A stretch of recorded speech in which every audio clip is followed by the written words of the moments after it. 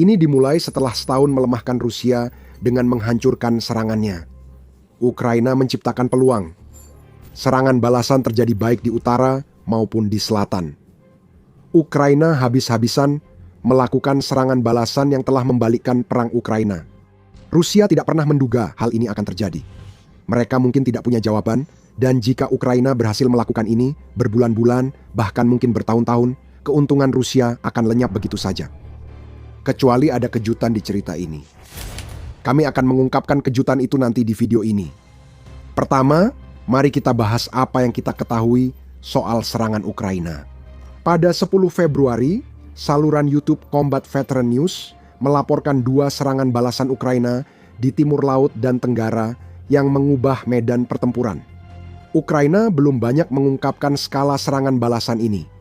Yang pasti, Ukraina berhasil merebut kembali wilayah dan kami akan jelaskan lebih lanjut. Namun, Ukraina telah belajar dari kesalahan di masa lalu, terutama ketika berbicara tentang serangan balasan musim panas yang gagal pada tahun 2023. Ukraina belum mengungkapkan semua rencana di wilayah utara dan selatan saat ini. Namun, ada tanda sesuatu besar akan terjadi, terlihat dari pembebasan beberapa pemukiman yang sebelumnya dianggap dikuasai Rusia. Kami akan membawa Anda ke wilayah Kharkiv yang dilanda pertempuran. Oblast itu telah jadi target Rusia sejak awal perang Ukraina, dengan kota bernama sama menjadi sasaran invasi kilat Putin pada Februari 2022. Rusia gagal merebut Kharkiv selama minggu-minggu dan bulan-bulan awal perang, dan mereka didorong mundur secara signifikan. Serangan balasan Ukraina pada September 2022 menyebabkan kerusakan terbesar. Namun Putin belum menyerah pada wilayah lain yang ia yakini seharusnya menjadi milik Rusia, dan Rusia telah membuat beberapa kemajuan kecil di Kharkiv. Secara khusus, pasukan Rusia berhasil merebut setidaknya sebagian dari permukiman kecil bernama Chuhunivka pada suatu waktu selama musim dingin ini. Seperti disampaikan Korps Angkatan Darat ke-16 Ukraina di Facebook baru-baru ini, mereka memanfaatkan cuaca sulit. Musuh mencoba melakukan infiltrasi secara diam-diam melalui formasi tempur pasukan pertahanan di wilayah desa Chuhunivka. Namun, pernyataan tersebut disertai dengan sebuah video yang menampilkan rekaman para tentara Ukraina di lapangan bekerja sama dengan operator Unmanned Aerial Vehicle yang melakukan pengintaian untuk mengusir penjajah Rusia. Ini serangan balasan pertama dari 2. Beberapa saat, pasukan Rusia mengira telah membangun pijakan di permukiman yang bisa dipakai sebagai landasan serangan berikutnya ke Kharkiv. Ukraina merebut kemungkinan itu. Ukraina telah membebaskan Chuhunivka dalam sebuah serangan balasan yang kuat, di mana mereka berhasil menangkap beberapa tentara Rusia sebagai tawanan dan mengibarkan bendera nasional di atas desa yang telah dibebaskan itu. Apa pentingnya? Mendengar pembebasan desa memang menyenangkan, tapi apa yang membuat Chuhunivka istimewa? Jawabannya ada pada tujuan Putin di Kharkiv.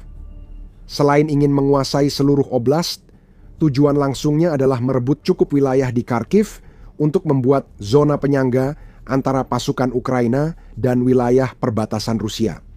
Sekarang, dalam beberapa hal, tampaknya Rusia mungkin sedang berusaha membangun semacam zona penyangga di dalam wilayah Ukraina dan menghubungkan pasukan di Varchansk dengan pasukan lain di Kharkiv. Berita veteran tempur menyebut saluran itu tampaknya benar. British Broadcasting Corporation telah melaporkan keinginan Putin untuk menciptakan zona penyangga sejak Mei 2025, tidak lama setelah Rusia berhasil merebut kembali sebagian besar wilayah di Kursk Oblast yang sebelumnya direbut Ukraina setahun sebelumnya. Kehilangan wilayah itu mempermalukan Putin, menjadikannya pemimpin Rusia pertama yang kehilangan wilayah Rusia kepada musuh sejak Perang Dunia II. Hal itu merusak citra pria kuat yang sudah dibangun Putin untuk dirinya. Keinginan Putin untuk zona penyangga di Kharkiv menyoroti kembali apa yang baru saja dilakukan Ukraina di timur laut negara itu. Membebaskan Chuhunivka membuat Rusia tidak bisa menciptakan zona penyangga yang sangat mereka inginkan. Dan untuk masa depan, kita hanya bisa mengatakan bahwa tanpa zona penyangga berarti tidak ada perlindungan untuk perbatasan Rusia. Serangan Chuhunivka bisa jadi awal dari serangan balasan Ukraina yang lebih luas. Mereka berhasil merebut lebih banyak wilayah di Kharkiv dan mungkin melintasi perbatasan, mengulang peristiwa di Kursk pada 2022. 24. Ingat, ada kejutan menarik di kisah serangan balasan mendatang. Tapi sebelum kami memberitahu Anda apa itu, kami juga harus pergi ke selatan Ukraina, khususnya ke pemukiman Ternovata di Zaporizhia. Berbeda dengan Kharkiv, Zaporizhia tak terlalu mengancam Rusia di garis depan serangan balasan perbatasan. Oblast ini berada di barat Donetsk dan Luhansk, sehingga upaya Ukraina merebut wilayah di Zaporizhia untuk persiapan serangan ke Rostov di Don, Rusia akan sia-sia.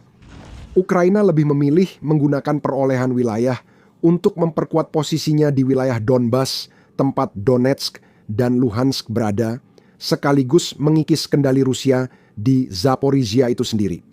Rusia mengklaim menguasai sekitar 75% oblast tersebut, dan Ukraina pasti ingin mengurangi persentase itu.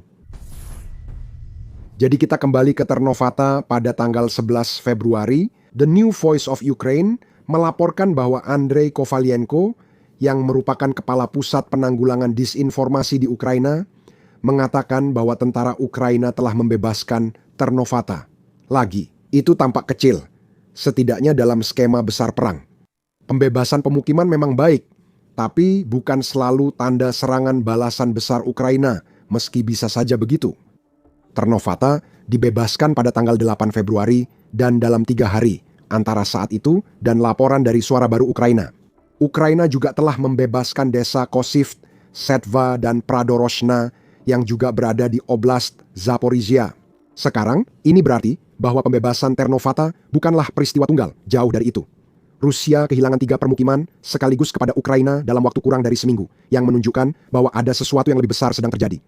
Mungkin sebaiknya ingat permukiman Ternovata, karena ada sesuatu tentang desa ini yang akan kita ungkap nanti di video. Sekarang, Ukraina ingin merebut kembali wilayah apapun dari Rusia. Mengikis pendudukan Rusia adalah tujuan utama Ukraina, seperti telah disebutkan, namun ada kemungkinan alasan lain Ukraina melancarkan serangan balasan di wilayah ini. Dan ini mungkin ada hubungannya dengan wilayah Donbas yang kita bahas beberapa menit yang lalu. Ukraina tidak percaya bahwa mereka bisa menembus masuk ke Donbas melalui Zaporizhia. Namun, yang dilakukan tampaknya adalah memanfaatkan pandangan sempit Putin soal wilayah Ukraina demi keuntungan di tempat lain.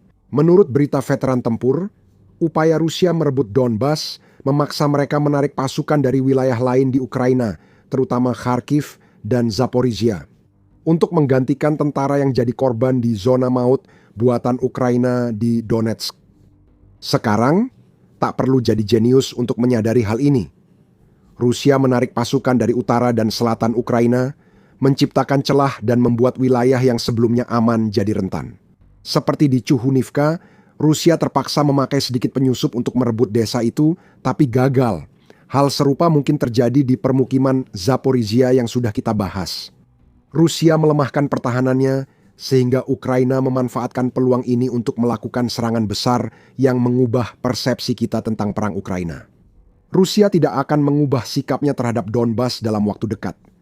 Putin mensyaratkan penyerahan wilayah itu untuk negosiasi damai.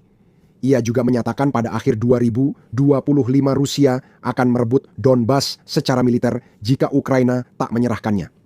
Ada rumor Rusia berencana serangan musim panas lagi, kali ini dengan dorongan lebih dalam ke timur Donbas. TVP World melaporkan analis open source Deep State menyebut serangan musim panas ini bisa melibatkan lebih dari 100.000 tentara. Dan pasukan-pasukan itu harus berasal dari suatu tempat.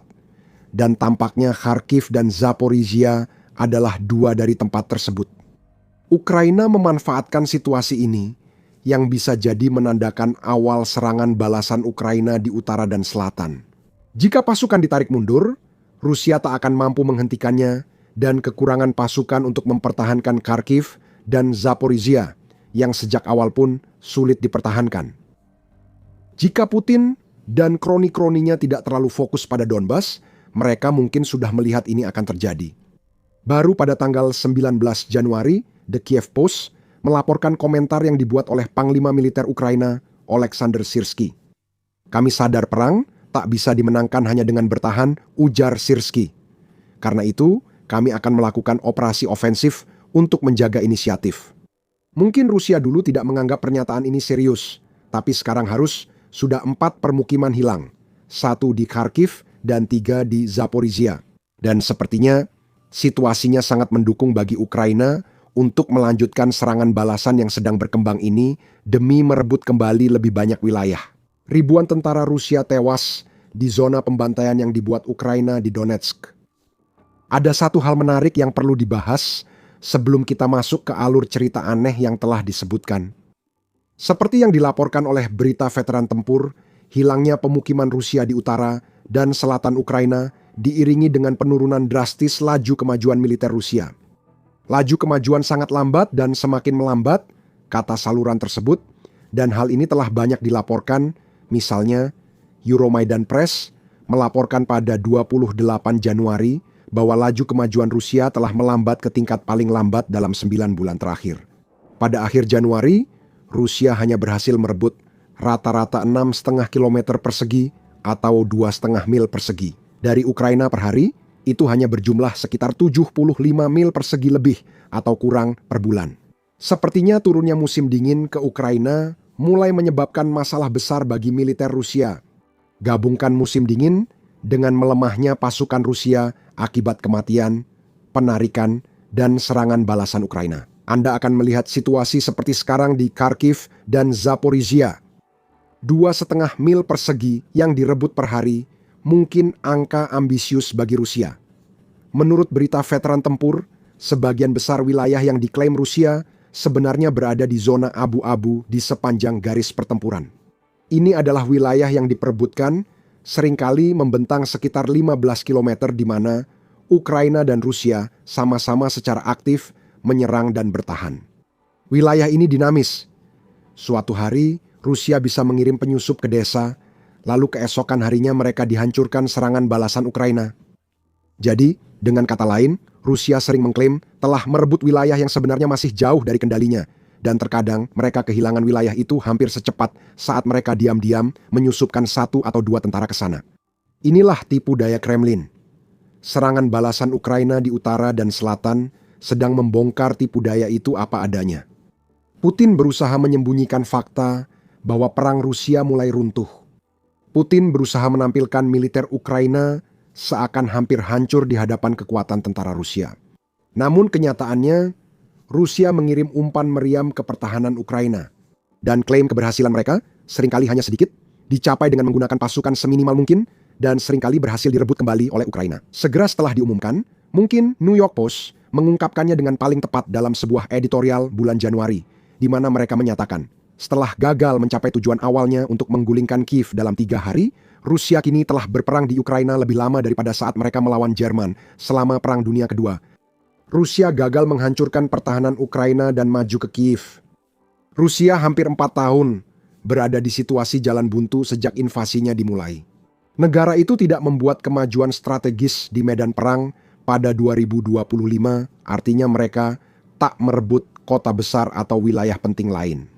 Kini, ketika pertahanan melemah akibat fokus Kremlin di Donbas, Ukraina mulai melancarkan serangan balasan. Dalam seminggu terakhir, 4 desa telah dibebaskan. Mungkin akan ada lagi di Kharkiv dan Zaporizhia. Semua ini membawa kita kembali ke kejutan yang sudah beberapa kali kami sebutkan di video ini. Pengungkapan kebohongan Kremlin oleh Ukraina turut memicu kejutan ini. Jadi kita akan mulai dengan dasar-dasarnya. Pada waktu yang hampir bersamaan ketika Ukraina merebut kembali wilayah dari Rusia, di Kharkiv dan Zaporizhia, para blogger militer Rusia mengklaim bahwa Ukraina sedang meraih kemajuan di tempat lain.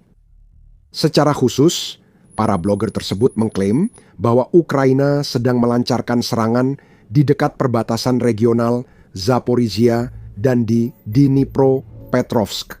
Euromaidan Press melaporkan bahwa para blogger tersebut mengklaim Ukraina sedang berusaha merebut kembali wilayah di Sosnivka dan Novoliaksandrivka, Oleksandrivka, serta di Nechevka yang terletak di utara Huliapolia. Para blogger menyebut hilangnya akses ke terminal Stalin di kalangan pasukan Rusia akibat keputusan Elon Musk menindak terminal ilegal. Dan cuaca berkabut yang disebabkan oleh musim dingin turut berkontribusi pada kemajuan yang dicapai Ukraina. Wilayah lain di dekat Oleksandrivka dan Huliapolia yang diklaim para blogger sedang diserang oleh Ukraina adalah Proluki, Zarichna, Pishakhna, Orestopil, Velikomi, Kelivka, Dobropilia, dan pemukiman Ternovata yang sudah kita bahas sebelumnya. Secara umum, semua ini masuk akal, terutama untuk pemukiman di Oblast Zaporizhia. Ukraina memang telah merebut kembali pemukiman di sana. Namun, ada sesuatu yang terasa mencurigakan. Beberapa media mulai bertanya, termasuk pertanyaan utama, kenapa blogger militer Rusia yang banyak diantaranya memiliki hubungan dengan Kremlin tiba-tiba menjadi sangat terbuka tentang apa yang sebenarnya merupakan kehilangan wilayah besar-besaran yang mempermalukan Putin dan seluruh militer Rusia. Ingat, kami meminta Anda mengingat Ternovata di awal video. Inilah alasannya. Menurut Institute for the Study of War atau Institute for the Study of War Ukraina sebenarnya tidak melancarkan serangan balasan di sebagian besar wilayah yang disorot oleh blogger militer Rusia. Namun, itu tak berarti Rusia menguasai wilayah tersebut. Kemungkinan besar Rusia memang tak pernah menguasainya. Menurut Institute for the Study of War klaim, serangan balasan besar-besaran Ukraina ini adalah upaya Rusia menutupi kenyataan di garis depan.